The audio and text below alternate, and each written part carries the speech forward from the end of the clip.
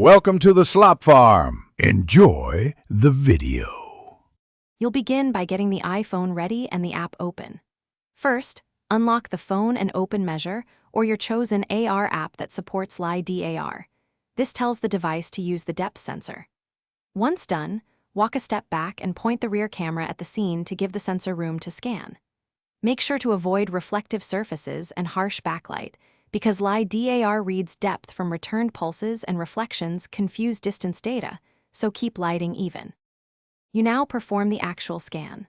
Hold the phone steady about 1 to 3 meters from objects and sweep slowly left to right so Lidar can build a continuous depth map. Fast motion creates gaps.